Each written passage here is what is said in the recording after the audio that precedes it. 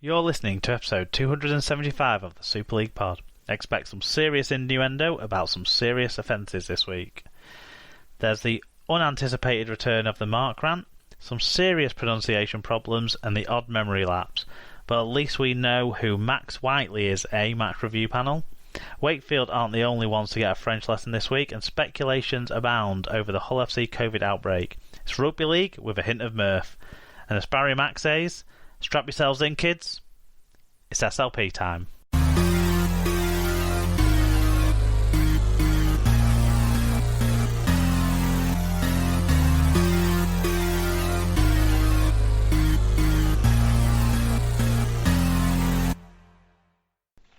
Good evening and welcome to episode 275 of the Super League Pod. For those that are shocked, what? What? Well, we're recording it in the evening. We don't know when people listen, do we, I suppose? No, that's true. It's evening to me anyway. Yeah, it's evening to us. I'll start again then, I think. No, this is good. We're keeping this in. Are you keeping this in now? Yeah. All right, okay. Yeah. Hello, everybody. Hello. As we said before, this is episode 275, and, Mark said, why don't you lead in this time? And then he goes and throws me under the bus, which, yeah, nice. Thanks, mate. You all right anyway? Fine, yeah. How about yourself, Alan? Yes, I'm very well, thank you. Good stuff. Hopefully it's mostly going to be rugby talk today, a little bit of coronavirus talk. A little bit.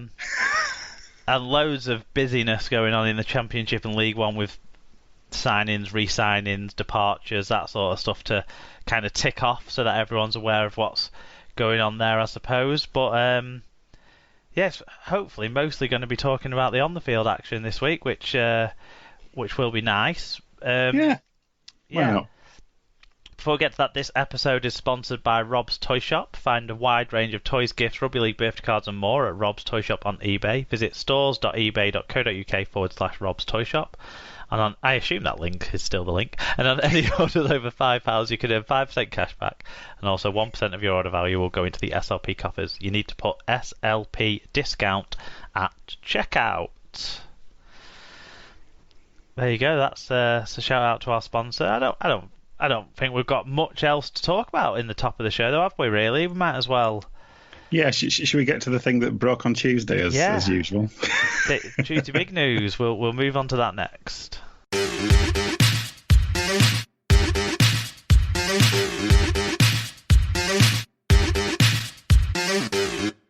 So, on to the big news of the week, and as usual, it broke on a Tuesday, as is the Super League Pod way. And it broke late on Tuesday, so I'd sort of settled for the night being done. Seen the tweet from James Smale saying, hearing there's a big Super League story going to break, and I was kind of thinking, well, it's not going to break tonight, is it? It's going to be like curfewed and come out in the morning. So I was watching a film with Emma and then was going to bed, just looked at my phone just to sort of put a podcast on to fall asleep listening to, really, and I was up for an hour and a half because of this.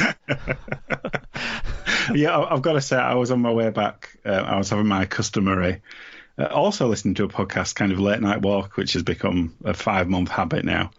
And so I kind of got back into home and was just about to open the door, and I saw all the messages. So I was sat outside for like half an hour, to such a degree that Anna was worried, and she said, "Where are you?"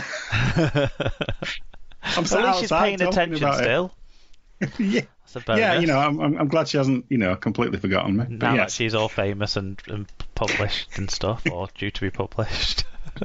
Very shortly, yeah, so very much in the shadow. So, yeah, the story we were all talking about on Tuesday night was that 6 Hull FC players, 5 of which played in round 8 against Salford, have tested positive for COVID-19, as well as 2 members of the coaching team. The tests took place on Monday and results were confirmed, as we said, on Tuesday evening.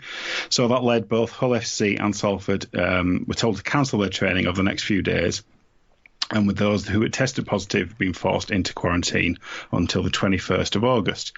It was then confirmed that the sides wouldn't take part in this weekend's fixtures, with a rejig taking place at the round 10 games. I'm throwing you under the bus again there. I wrote the wrong round. 9. To be honest, nobody can remember. No. And, if picking wasn't hard enough, it gets even harder when you don't even know the teams. And technically this week, one of the games was a round 2 game, so we'll cover that. So, Hull owner Adam Pearson told Radio Humberside in some, pretty pointless speculation that one potential source of infection at the club could have come from an unnamed player having to take his sick child to hospital. The player was reported to have been sent home from training after displaying symptoms of COVID-19. He said all players were sent home and the club was on lockdown, and players wouldn't be returning to training for 7 to 10 days after a series of further tests took place. The best news in this, I suppose, is that all tests undertaken by the Salford players come back negative, but the 13 of the players are required to self-isolate following analysis of the match by the RFL. Salford have told all of their matchday staff to self-isolate until more information is known about the impact.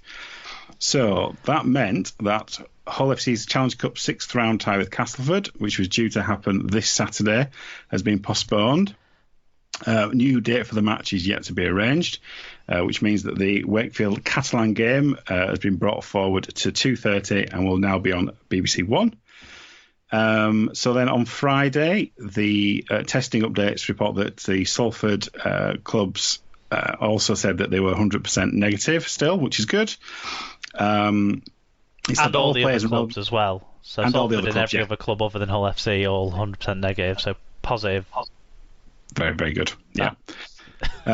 It said that all players and relevant support staff from Hull FC and the Salford Red Devils, barring those Hull FC players and staff members who've already tested positive, had additional tests on Friday.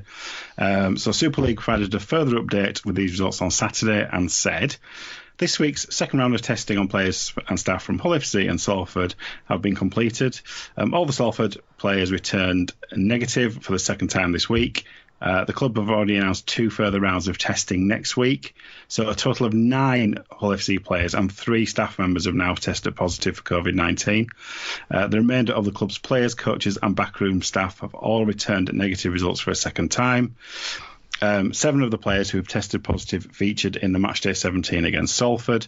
Hull FC continue to work closely with the RFL and Public Health England, as long as they're with us.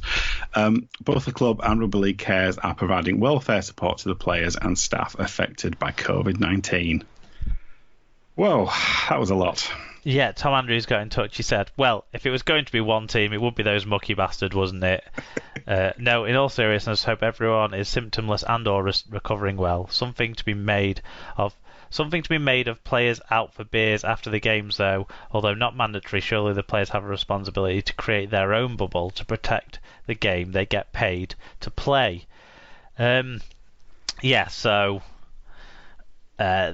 whilst Adam Pearson speculated that it was a player who went to take his child to hospital, other people were speculating that players were out on the piss together in groups that were potentially larger than 6 and potentially not socially distanced in the required way. But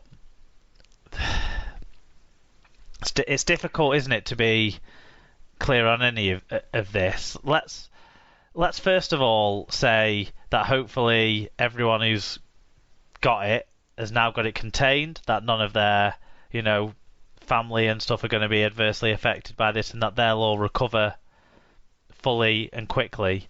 Is the best case scenario from the fact that finally it's a situation where we've now got people in our sport being having this disease, because it's kind of for the most part, stuck away from the Super League clubs. Even in the lockdown period, there was obviously cases that we talked about at some of the other clubs, and some people sadly associated with some of the clubs in our sport have passed away and stuff. Not younger, fitter player types, but but hopefully this doesn't cause any undue extra health problems or anything like that, and it gets contained within the Hull FC club. I think that's the first thing to say, isn't it, on this, Alan? We don't want anyone to get more sick than they already might be. Oh no, of course not. And as you say, it's not. It's more of a concern, obviously, as it might have an impact on their wider family. But yeah, hopefully that an early positive test is no bad thing, because it means you can be certain straight away, and you can take action immediately, can't you? Yeah, and now Adam Pearson has speculated, so that allows everyone else to speculate too, doesn't it? So I'll let you sort of comment on what Pearson said, because you've obviously worked in the healthcare sector, so you might have some more insight on that than me. But what I heard that an unnamed Hull FC fullback was out. He was at a coronavirus deniers rally where no one wore masks, everyone licked each other's faces, and then he suddenly got worried and thought, oh, I know how to kill this. I'll use bleach, like Donald Trump said, and put it on his hair, thinking that would kill the virus, but he didn't. No, it didn't. So that's what I've heard, sort of contrary to speculation from Adam Pearson. But no, in all seriousness, no one knows where this has come from. Is it a little bit out of line for Pearson to speculate? Of course it is. Yeah, because he has no more knowledge than anybody else, and when people track and trace is there to track who you've been in contact with. It's not there to pinpoint individual sources potentially. It may have come from hospital. It may have come from the supermarket. It may have come from walking past somebody. It may have come from anywhere, touching an infected surface. The truth is, you will never know where this come from. And to me, kind of saying, oh, well, this player had to take a sick child to hospital, that's legitimate. Well, of course it's legitimate. But it almost feels like it's a slight deflection of, well, this isn't a club's responsibility. It's come from external to the club. The thing is, it obviously has spread within the club's environment. What's really interesting about this is that every single kind of player and support staff at Salford who were in close proximity, but obviously, outside, has come back negative. So It just shows you that actually the risk on the field, where half a dozen players were definitely positive on the field, the risk actually is possibly, and I say possibly, lower than we may have feared. Well, we can't be certain what stage all of the players were at. So the working theory that Pearson put forward, the key parts to that isn't necessarily where the player picked it up, but it does seem like this unnamed player, who, by the way, I really hope his child is okay. Young infant child there. I think hopefully he's okay with whatever they had, and he hasn't passed the coronavirus onto that sick child already, and stuff like that as well. But that player clearly seems to be the most likely initiator of things, only on the basis of the story they've told that player turned up to the training facility, went to have some rehab, but then revealed that they were suffering symptoms, and then was sent home. But at that stage, obviously, it had already started to filter around by maybe the physio, or some, like you say, surfaces could have got the germs on it and then spread that way. And I'm not blaming this player, because what I'm saying here is this is a real reminder to everyone about the sort of the realities of this. You can't be complacent. You have to remain diligent. And that player should have completed their form saying that they were suffering symptoms, that before they went into the facility. They should not have spoken to anyone inside of the facility in person if they were suffering symptoms. What is the likelihood of that player only developing symptoms once he'd got inside and got down on the physio's table? I would imagine slim. So, and I'm not blaming that player. I'm saying that player has actually helped to illuminate an issue here, that people have become complacent, not just within, everywhere in society. People have come. The fucking government want us to be complacent. As long as we're spending or earning money, they want us to be complacent, because then we can pin it on ourselves rather than on how they've operated this thing. But